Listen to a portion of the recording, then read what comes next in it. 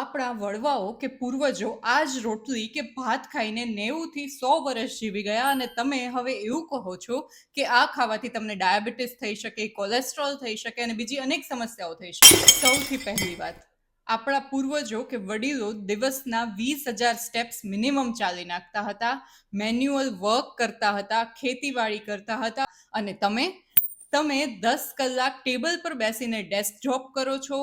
10,000 steps પૂરા કરવા માટે પણ તમારે એફર્ટ્સ આપવા પડે છે.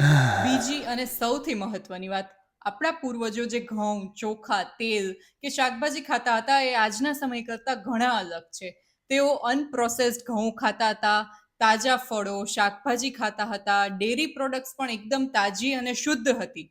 જ્યારે આપણા તો ઘઉં બી પ્રોસેસ્ડ છે, આપણા તેલમાં બી કેમિકલ નાખીને એને રિફાઇન કરવામાં આવે છે, ડેરી પ્રોડક્ટ્સ એડલ્ટરેટેડ હોય છે, ઉપરાંત ફળો અને શાકભાજી પર પણ અનેક પ્રકારના કેમિકલ્સ હોય છે.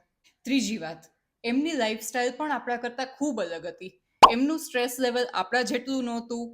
એઓ રાતના સૂર્યાસ્ત પહેલા જમી લેતા હતા, દિવસમાં મેક્સિમમ 2 થી 3 મીલ લેતા હતા અને આપણે દિવસમાં 4 થી 5 વખત જમીએ છીએ, નાસ્તા કરીએ છીએ, રાતના 11 વાગે લારી પર ઊભા રહીને ચીઝ બટરવાળી વસ્તુઓ ખાઈએ છીએ. સ્ટ્રેસ લેવલ પણ હાઈ છે.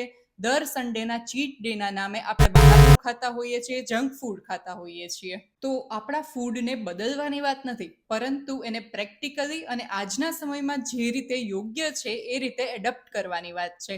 કારણ કે આવી ગેરમાન્યતામાં જીવીને આપણે ઇન્ડિયાને વર્લ્ડનું ડાયાબિટીસ કેપિટલ ઓલરેડી બનાવી દીધું છે.